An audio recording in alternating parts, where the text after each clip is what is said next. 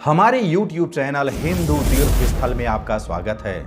आदरणीय भक्तों, मैं आलोक तिवारी आपका अपने चैनल पर स्वागत करता हूं और इस समय हमारे चैनल पर माता दुर्गा की 51 शक्ति पीठों के बारे में विशेष श्रृंखला प्रस्तुत की जा रही है, जिसमें सभी 51 शक्ति पीठों की जानकारी आपके सामने प्रस्तुत की जा रही है। लेकिन इस वीडियो में आगे बढ़ने से पहले आपको एक बात बता देना चाहते हैं कि हमारा दूसरा चैनल भी है, जिसका नाम है आलोक तिवारी एस्ट्रोलॉजर। उस चैनल का लिंक इस वीडियो के डिस्क्रिप्शन बॉक्स पर उपलब्ध है। आप उस चैनल पर जाकर के ज्योतिष एवं अध्यात्म की संपूर्ण जानकारी प्राप्त कर सकते हैं। आइए अब इस वीडियो को प्रारंभ करते हैं। आज की इस वीडियो के माध्यम से हम आपके सामने कामाख्या शक्तिपीठ के बारे में संपूर्ण जानकारी लेकर के प्रस्तुत हुए हैं। आदरणीय दर्शकों, 51 शक्तिपीठों में से कामाख्या शक्तिपीठ को 40वां शक्तिपीठ माना गया है। कहाँ स्थित है 40वां शक्तिपीठ एवं हिंदुओं के लिए अत्यंत महत्वपूर्ण मंदिर एवं तीर्थ स्थल कामाख्या देवी कामाख्या शक्तिपीठ भारत भूमि में आसाम राज्य की राजधानी दिसपुर से मात्र 6 किलोमीटर एवं गुवाहाटी से मात्र 8 किलोमीटर की दूरी पर स्थित नीलांचल अथवा नीलशैल पर्वतमालाओं पर स्थित है। यह शक्तिपीठ माता सती के 51 शक्तिपीठों में सर्वोच्च स्थान रखता है। शक्तिपीठों में से कामाख्या शक्तिपीठ बहुत ही प्रसिद्ध एवं चमत्कारी स्थल माना जाता है। माता सती का कौन सा अंग गिरा था? कामाख्या शक्तिपीठ में माता सती का योनि भाग गिरा था। माता की शक्ति तथा भैरव का नाम क्या है? यहां स्थित माता की शक्ति का नाम कामाख्या और भैरव का नाम उमानाथ है। कामाख्या शक्तिपीठ मंदिर में प्रतिमा। कामाख्या शक्तिपीठ अन्य शक्तिपीठों से बिल्कुल अलग है।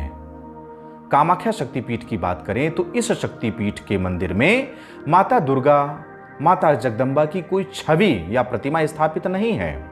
इस मंदिर के गर्भगृह में एक योनि के आकार का शिलाखंड है, जिस पर लाल रंग के गेरू की धारा गिराई जाती है।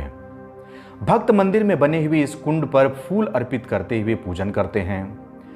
इस कुंड को सदैव फूलों से ढक कर रखा जाता है, क्योंकि यह कुंड माता सती की योनि का भाग है। कभी कोई माता की योनि देखना नहीं चाहता, इसलिए इस भाग को सदैव फूलों से ढक कर रखा जाता है। पुष्प डालकर रखते हैं, जिससे यह किसी को दिखाई न दे, और इसी कुंड की पूजा अर्चना भक्तगण करते हैं। इस कुंड से सदैव जल का रिसाव होता रहता है। इस कारण से भी इसे फूलों से ढक कर रखा जाता है। योनि भाग होने के कारण यहां माता वर्ष में एक बार रजस्वला भी होती हैं। कामाख्या शक्तिपीठ मंदिर का इतिहास।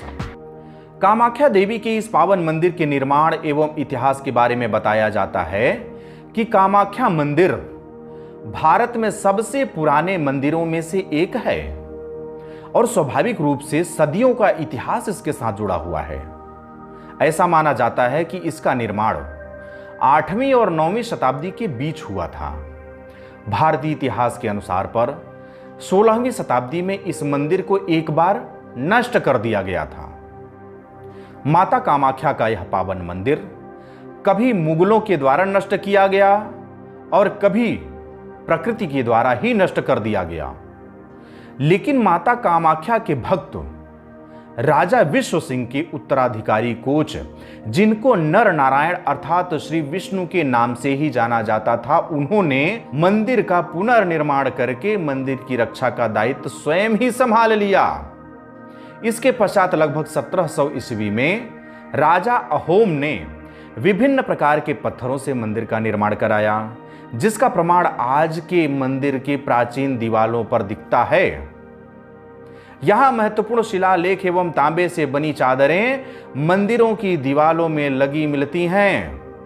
जिस समय प्राकृतिक आपदा ने भी मंदिर का बहुत ज्यादा नुकसान किया, उस समय माता के मंदिर की मरम्मत के लिए 1897 में कोच बिहार के राजा मंदिर के बचाव के लिए राजकोष से मंदिर निर्माण में भारी मात्रा में दान दिया और मंदिर के रखरखाव के साथ मंदिर के संरक्षण की जिम्मेदारी भी अपने परिवार को ही सौंपी थी।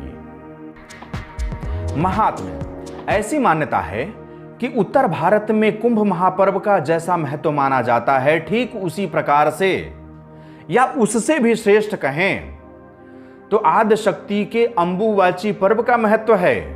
इसके अंतर्गत विभिन्न प्रकार की दिव्य अलौकिक शक्तियों का अर्जन, तंत्र मंत्र में पारंगत साधक अपनी अपनी मंत्र शक्तियों का पुरस्चरण अनुष्ठान करके स्थिर रखते हैं। तंत्र मंत्र योग साधना का विशेष महत्व है। इस मंदिर में यह मान्यता प्रचलित है कि जो भी बाहर से आए भक्तगण जीवन में 3 बार दर्शन कर लेते हैं, उनको सांसारिक भवबंधन से मुक्ति मिल जाती है। यह मंदिर तंत्र विद्या के लिए भी जाना जाता है। यही कारण है कि मंदिर के कपाट खुलने पर दूर दूर से साधु संत और तांत्रिक भी दर्शन करने के लिए पहुंचते हैं। कामाख्या शक्तिपीठ के प्रमुख त्योहार। आम दिनों की बात करें तो यहां प्रतिदिन असंख्य श्रद्धालु माता का दर्शन करने के लिए आते हैं, तो प्रतिदिन यहां पर त्योहार जैसा ही प्रतीत होता है। लेकिन विशेष रूप से यहां की बात करें तो कामाख्या शक्तिपीठ में सभी सनातन त्योहार मनाए जाते हैं, परंतु नवरात्रि के दिनों में तो यहां की रौनक देखते ही बनती है, क्योंकि यह एक देवी मंदिर है। दुर्गा पूजा एवं नवरात्रि के दिनों में विशेष पूजा का आयोजन किया जाता है। इस समय मंदिर को लाइट एवं पुष्पों से सुसज्जित किया जाता है। मंदिर का आध्यात्मिक वातावरण श्रद्धालुओं के मन मस्तिष्क को शांति प्रदान करता है। यहां दुर्गा पूजा, पोहान बिया, दुर्गा देउल, बसंती पूजा, मदान देउल, अंबुबाची और मनसा पूजा इस मंदिर का अलग ही महत्व दिखाता है, जिसके कारण इन दिनों में लाखों की संख्या में भक्त यहां पर पहुंचते हैं, माता का दर्शन करते हैं और इन त्योहारों में सम्मिलित होते हैं। लेकिन आपको एक बात बता दें कि यहां के लिए अंबुवाची उत्सव या अंबुवाची पर्व विशेष होता है। अंबुवाची पर्व अत्यंत धूमधाम से मनाया जाने वाला पर्व है, जो कि कामाख्या शक्तिपीठ में ही मनाया जाता है। कामाख्या शक्तिपीठ मंदिर में अंबुवाची पर्व क्या है? नाम से ही बिल्कुल अलग लग रहा है। अंबुवाची पर्व हम भी पहली बार सुने थे। हमारे क्षेत्र में अंबुवाची तो मनाया नहीं जाता, आपके क्षेत्र में पता नहीं मनाया जाता है कि नहीं, लेकिन कामाख्या मंदिर में अंबुवाची पर्व मनाया जाता है। यह वहीं का पर्व ही है, इसलिए आपके यहां या हमारे यहां नहीं मनाया जाता। लेकिन है क्या? विश्व के समस्त तंत्र मंत्र सिद्ध पुरुषों के लिए अंबुबाची पर्व का विशेष इंतजार होता है। जो भी तंत्र मंत्र के साधक हैं, जो भी सिद्ध पुरुष हैं, वर्ष में एक बार पड़ने वाले इस अंबुबाची उत्सव, अंबुबाची पर्व के लिए प्रतीक्षा में रहते हैं। यह समय उनके लिए एक वरदान होता है। यह अंबुबाची पर्व भगवती सती का रजस्वला पर्व होता है।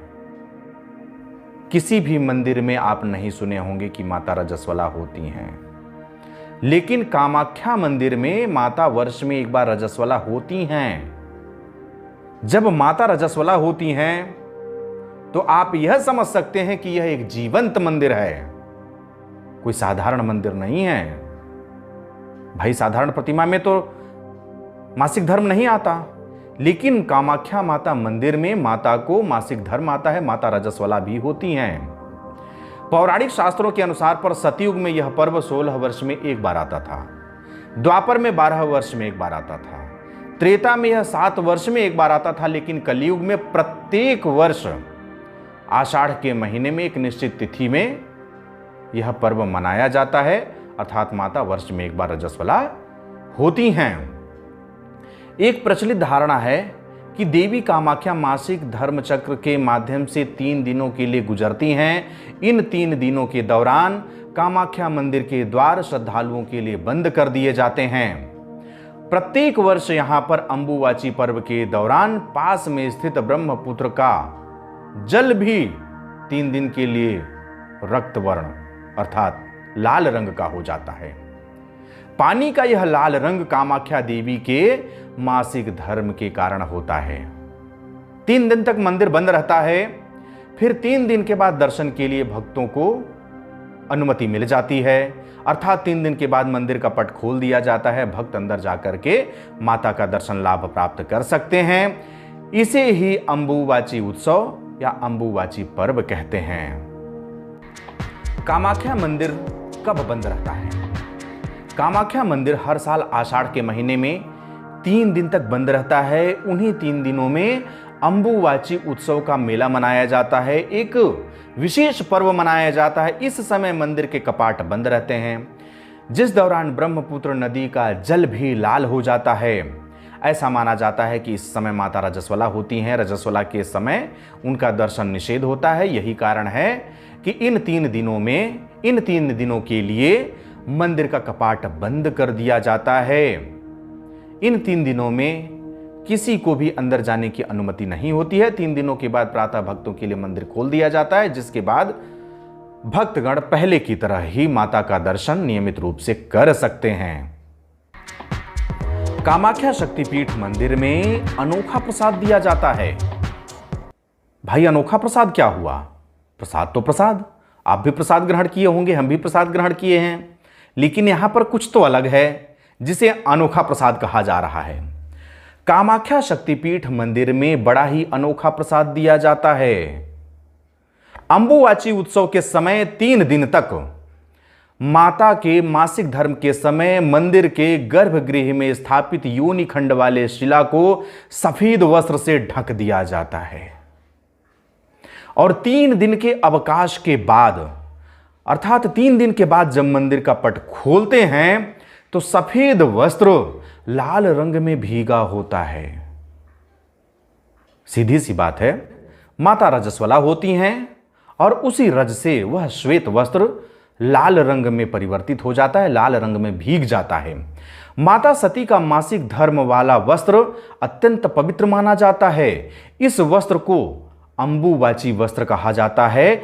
इसे ही छोटा छोटा काट करके भक्तों को प्रसाद स्वरूप वितरित किया जाता है, लेकिन यह सभी भक्तों के भाग्य में नहीं होता है। कुछ विशेष भाग्यशाली लोगों को ही यह प्रसाद उपलब्ध हो पाता है। कामाख्या शक्तिपीठ में बलि प्रथा। कामाख्या शक्तिपीठ में आज भी बलि प्रथा प्रचलित है। आज भी यहां पर जानवरों की बलि दी जाती है। इस मंदिर के पास में एक छोटा सा कुंड है जहां पर 5 दिनों तक माता दुर्गा की पूजा की जाती है और यहां पर हजारों की संख्या में भक्त माता का दर्शन करने के लिए प्रतिदिन आते भी हैं। इस मंदिर में कामाख्या माता को बकरे, कछुए, भैंसे की बलि चढ़ाई जाती है। कुछ लोग कबूतर, मछली और गन्ना भी माता कामाख्या मंदिर में अर्पित करते हैं। ऐसा कहा जाता है कि प्राचीन काल में यहां पर मानव शिशुओं की भी बलि चढ़ाई जाती थी, लेकिन समय के साथ अब यह प्रथा बदल गई है। अब यहां पर जानवरों के कान की स्किन, कान की त्वचा काट करके कुछ हिस्सा बलि का चिन्ह मान करके चढ़ा दिया जाता है और उन जानवरों को वहीं पर छोड़ दिया जाता है। जब हम सोनाक्षी शक्तिपीठ तक पहुंचे तो यहाँ के आदरणीय महंत जी से मुलाकात हुई। महंत जी यहाँ के बारे में समुचित जानकारी तो दिए, साथ ही साथ कामाख्या माता के बारे में कुछ कहना चाह रहे हैं। आप इनके वक्तव्य को सुनिए और उसे अपने जीवन पर उतारने का प्रयास कीजिएगा। माँ कामाख्या देवी जो है शक्तिपीठ है, हमारी जगत की जननी है, पूजनीय है, वंदनीय है। ऐसे देवी का जो गुप्त अंग का हमारे जो है तथाकथित कुछ लोग यूट्यूब के माध्यम से गुप्त अंग का जो प्रदर्शित कर रहे हैं और वो कहते हैं अधिक से अधिक इसका शेयर करिए, तो मेरा उसका मैं विशेष करके घोर निंदा करता हूँ, खंडन करता हूँ कि ये माँ का गुप्त अंग है, उसका जो है इस प्रकार के प्रदर्शित करना न्याय संगत नहीं है, क्योंकि वो जगत की माँ है। अगर कोई कहेंगे कि आपका माँ के योनि का आप प्रदर्शन करिए और अधिक से अधिक शेयर करिए, ये उचित है क्या? इसका मैं घोर निंदा करता हूँ। इसके ऊपर तत्काल कार्रवाई होना चाहिए और बंद होना चाहिए। मेरा तो यहाँ तक कहना है कि कामाख्या मंदिर में जाने वालों को विशेष करके बाहर से दर्शन कराएं। पुरुषों के ऊपर जो है वहाँ पे रोक लगना चाहिए, क्योंकि वहाँ श्रद्धालु माताएं जा सकते हैं, माता के ऊपर ही अलाउ होना चाहिए। जय कामाख्या माँ। बिल्कुल सही सुझाव। आप भी अपना कुछ वक्तव्य रखना चाह रहे थे? आचार्य जी हैं जी, सबसे पहले आप सभी को जय माता दी बोलेंगे। जय माता रानी के आचार्य जी। जी, ये जो सोनाक्षी शक्तिपीठ के बारे में आप लोगों ने गुरुदेव से और कामाख्या शक्तिपीठ के बारे में श्रवण किया। ये सोनाक्षी शक्तिपीठ है जो यहाँ पर भी माता रानी का एक गुप्त अंग गिरा है, जो कि दाहिना नितंबक जिसको हम लोग कहते हैं। गुप्त अंगों को माता रानी के हमेशा गुप्त ही रखा जाता है। जिस प्रकार से हमारे घर की कोई भी नारियां होती हैं, नारियों के गुप्त अंग गुप्त जगह ही होते हैं और गुप्त रहते हैं।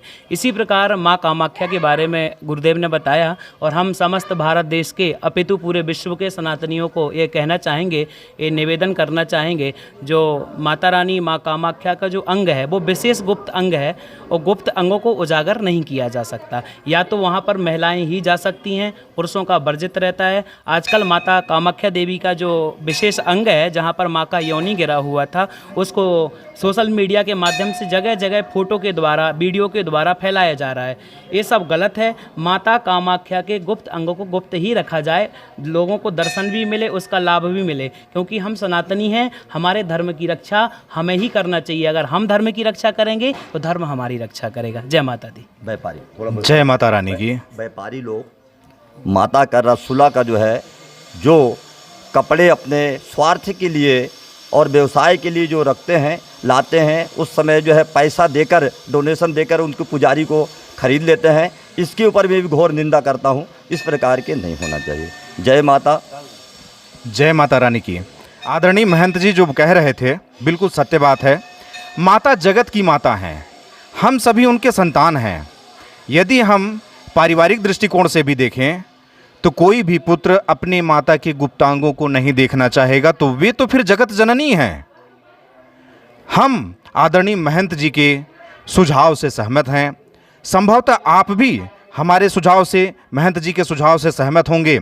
यदि आपको लगता है कि यह प्रयास सराहनीय है तो कमेंट में लिख करके अवश्य बताइएगा और इस पर पुरजोर जोर देते हुए, इस चीज़ पर ध्यान देते हुए माता का दर्शन कीजिएगा। प्रेम से बोलिए जय माता रानी की। जय माता रानी की जय। तंत्र मंत्र साधना के लिए माना जाता है कामाख्या शक्तिपीठ। माता कामाख्या का पावन धाम तंत्र मंत्र की साधना के लिए जाना जाता है। तंत्र मंत्र साधना के लिए विश्वविख्यात है। ऐसा कहा जाता है कि इस सिद्ध पीठ पर हर किसी की मनोकामना अवश्य पूरी होती है। इसलिए इस मंदिर को कामाख्या कहा जाता है। यहां पर साधुओं एवं तांत्रिकों का तांता लगा रहता है, क्योंकि वे ही तंत्र मंत्र में अधिक रुझान दिखाते हैं। गृहस्थ व्यक्ति तंत्र मंत्र करके क्या करेगा?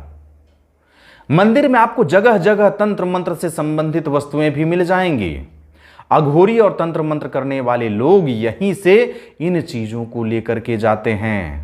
मंदिर के आसपास दुकानों में देखेंगे तो बहुत सारे तंत्र मंत्र वाली चीजें बिकती हुई दिखाई दे जाएंगी। जो भी तंत्र मंत्र करने वाले हैं यहां से आकर के थोक के भाव में ढेर सारा सामान ले जाते हैं और उधर ले जाकर के उन सब चीजों का प्रयोग करते रहते हैं। दर्शन एवं पूजन हेतु उचित समय। माता कामाख्या की पूजा एवं आराधना प्रातः 5:30 बजे से पूरी आस्था एवं विधि विधान से प्रारंभ होती है।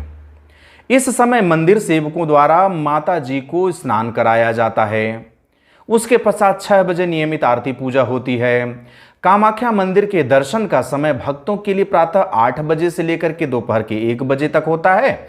उसके पश्चात 1 बजे मंदिर का कपाट बंद कर दिया जाता है। माता जी को भोग प्रसाद लगा करके भोग प्रसाद भक्तों में बांट दिया जाता है। फिर 2:30 बजे तक मंदिर का पट बंद रहता है। 2:30 बजे मंदिर का कपाट दोबारा भक्तों के लिए खोल दिया जाता है और शाम 7 बजे तक यह कपाट खुला रहता है। शाम को 7 बजे माता की आरती के पश्चात मंदिर के कपाट बंद कर दिए जाते हैं। तब माता जी विश्राम करने लगती हैं। सामान्यतः मंदिर में प्रवेश निःशुल्क है, लेकिन सुबह 5 बजे से भक्तों का कतार दिखने लगता है।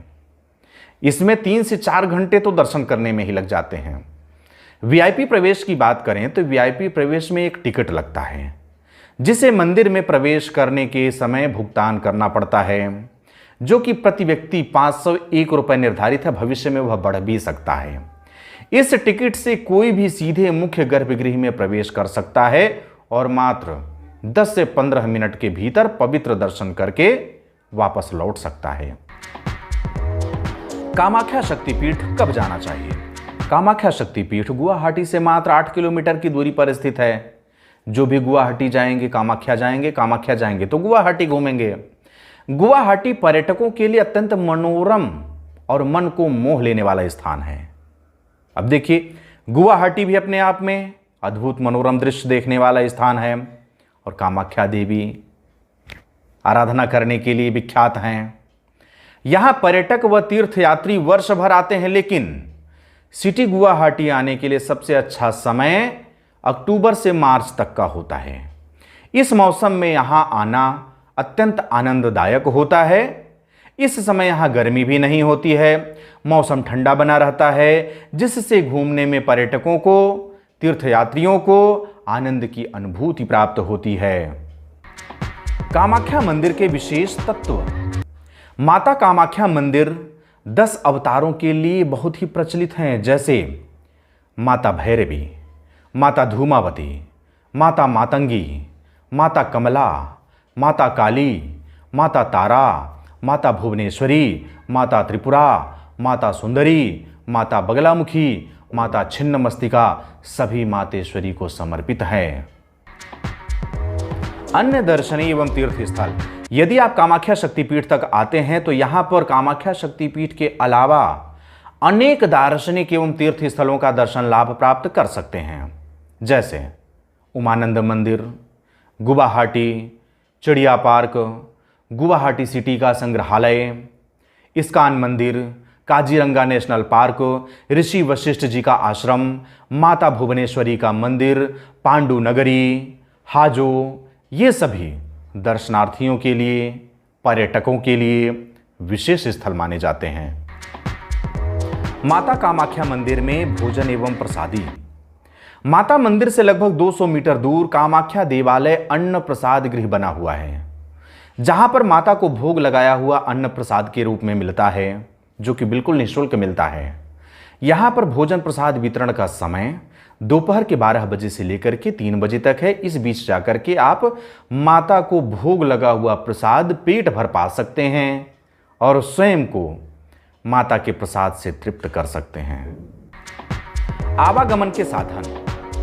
यदि आप कामाख्या शक्तिपीठ तक दर्शन हेतु आना चाहते हैं तो विभिन्न साधनों के माध्यम से यहां तक बहुत ही आसानी से पहुंच सकते हैं। यदि निकटवर्ती रेलवे स्टेशन की बात करें तो कामाख्या रेलवे स्टेशन, जो कि कामाख्या शक्तिपीठ से मात्र 6 किलोमीटर की दूरी पर स्थित है। गुवाहाटी रेलवे स्टेशन, जो कि कामाख्या शक्तिपीठ से मात्र 11 किलोमीटर की दूरी पर स्थित है। यदि निकटवर्ती हवाई अड्डे की बात करें तो गोपीनाथ बोरदोलोई अंतर्राष्ट्रीय एयरपोर्ट, जो कि कामाख्या माता मंदिर से मात्र 28 किलोमीटर की दूरी पर स्थित है। सड़क मार्ग की बात करें तो कामाख्या शक्तिपीठ सभी प्रमुख नगरों से सड़क मार्ग के माध्यम से बहुत अच्छी तरह से जुड़ा हुआ है।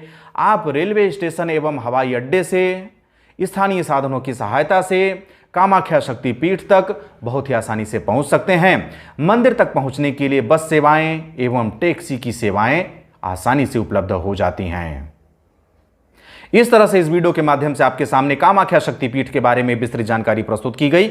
मैं आशा करता हूं कि यह जानकारी आपको पसंद आई होगी। यदि यह जानकारी आपको पसंद आई हो तो मुझे कमेंट बॉक्स में लिख करके अवश्य बताइएगा। साथ ही साथ इस वीडियो को अधिक से अधिक लोगों तक शेयर कीजिए, जिससे कि कामाख्या शक्तिपीठ के बारे में, कामाख्या माता के बारे में सभी लोगों को जानकारी प्राप्त हो सके और यहां तक आकर के कामाख्या माता का दर्शन लाभ प्राप्त करते हुए अपने जीवन को सभी लोग धन्य बना सकें। अब मुझे आज्ञा दीजिए, मिलते हैं अगले वीडियो पर गुहेश्वरी शक्तिपीठ के साथ। तब तक के लिए जय हिंद, जय भारत, जय माता रानी की जय। जय गुरुदेव।